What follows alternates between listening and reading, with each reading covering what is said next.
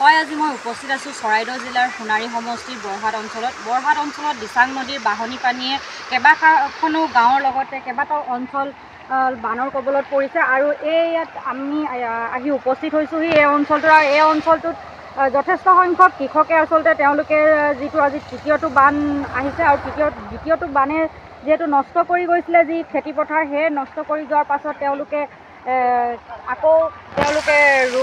ভুই ৰুইছিলে, কিন্তু ৰোৱাৰ পাছতো এতিয়া তৃতীয়টো বানে সকলোখিনি নষ্ট কৰি থৈ গৈছে। কৃষকসকলৰ ক'বলৈ গ'লে তেওঁলোকৰ ধান নচৰা অৱস্থা হৈছে পানীত। তেওঁলোকৰ সৈতে কথা পাতিম। কি ক'ব, আপোনাৰ কিমান খেতি আছে?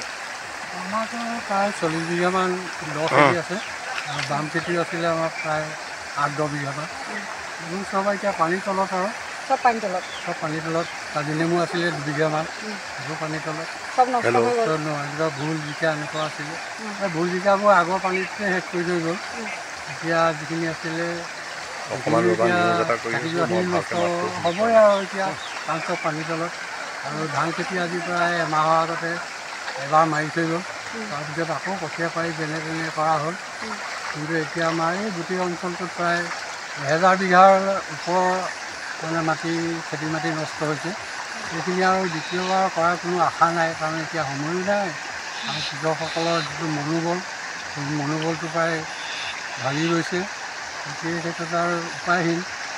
এতিয়া আমাৰ দুৰ্যোগ বিভাগৰ পৰা কিবা সহায় সহযোগ কৰে নেকি, বা আমাৰ চৰকাৰৰ ফালৰ পৰা কিবা কৃষকসকলক আকৌ পুনৰ খেতি বাতিৰ ক্ষেত্ৰত কিবা উৎসাহ যোগোৱা প্ৰক্ৰিয়া লয় নেকি, আমি সেইটোৱে আশা কৰিছোঁ। নহ'লেতো এতিয়া আৰু বিকল্প কোনো কথা নাই।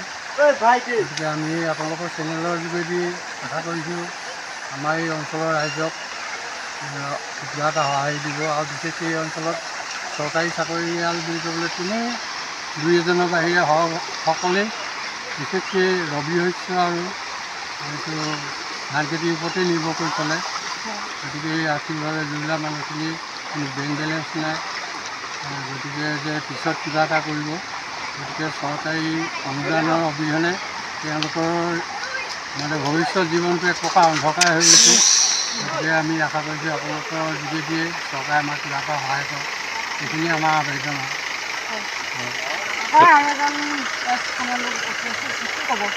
মোৰ খেতি ধৰি লওক 5 বিঘা আছে, 5 বিঘা চব পানী তলতে আছে।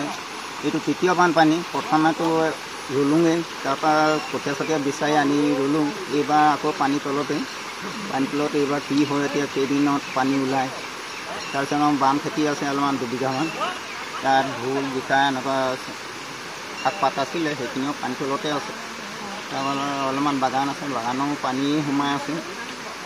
এতিয়া আপুনি খেতিৰ ওপৰতে নিৰ্ভৰ? খেতিৰ ওপৰতে, এনেকুৱা চাকৰি বাকৰি নাই। যিহেতু বানপানীয়ে সকলো নষ্ট কৰি থৈ গ'ল, কি ক'ব চৰকাৰক? যে চৰকাৰে কি সাহাৰ্য দিয়ে সেইটো চৰকাৰে জানে। হয়, আৰু এজন ইয়াত উপস্থিত আছে, কি ক'ব? ক'বলৈতো ভাষা নাই। কথাটো হ'ল কি, আমাৰ এইটো তৃতীয়টো বানপানী। প্ৰথমটো বানপানী হৈ যোৱাৰ পিছতে ছেকেণ্ডটো হৈ যোৱাৰ পিছত চৰকাৰে আমাক সাহাৰ্য হিচাপে কঠীয়াৰ ধানটো দিছিলে। এতিয়া ধানটো দিছিলে, আমি য'ৰ ত'ৰ পৰা কঠীয়া বিচাৰি মেলি আমি খেতিটো কৰা হ'ল।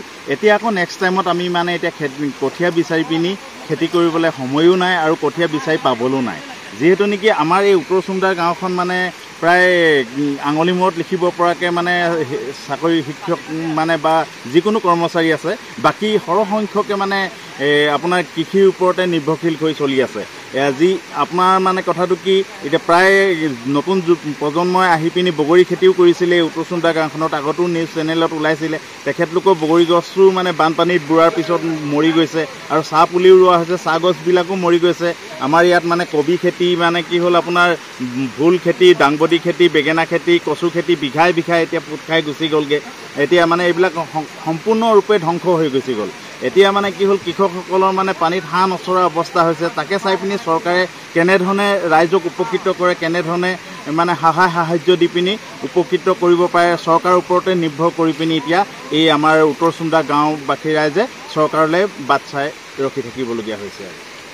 হয়, আচলতে যিহেতু এই অঞ্চলটোৰ বেছি সংখ্যক লোকে তেওঁলোকে কৃষিৰ ওপৰত নিৰ্ভৰ কৰি চলি আছিলে, আৰু তৃতীয়টো বানপানীয়ে তেওঁলোকৰ সকলো নষ্ট কৰি থৈ যোৱাৰ পাছত তেওঁলোকে এতিয়া বিপদত পৰা দেখিবলৈ পোৱা গৈছে আচলতে কেনেধৰণে তেওঁলোকে চলিব আগন্তুক দিনত তেওঁলোকে চৰকাৰে কেনেধৰণে তেওঁলোকক সাহায্য আগবঢ়াব সেয়াও লৈ তেওঁলোকে বহুত চিন্তিত হৈ পৰিছে চৰাইদেউৰ পৰা মই পৰিস্মিতা ফুকন এনিভাৰত 24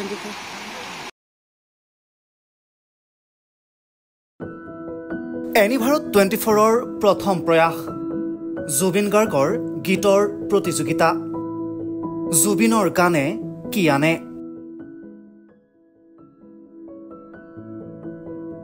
অডিশ্যনৰ বাবে যোগাযোগ কৰক 8638661821 আৰু 8812831556 নম্বৰত এনিভাৰত 24 উদ্যোগত এটা নতুন সংগীতৰ প্ৰতিযোগিতা আয়োজন কৰা হৈছে য'ত মোৰ গানৰ প্ৰতিযোগিতা হ'ব আপোনালোকে তাত প্ৰতিযোগী হিচাপে আহিবলৈ পাৰিব আৰু মোৰ ফালৰ পৰা আন্তৰিক শুভকামনা জনাইছোঁ আৰু অনুষ্ঠানটোৰ নাম হৈছে গানে কি আনে সকলোকে মৰম জনাইছোঁ সকলোৱে আহক ইয়াত অংশগ্ৰহণ কৰক thank you very much love U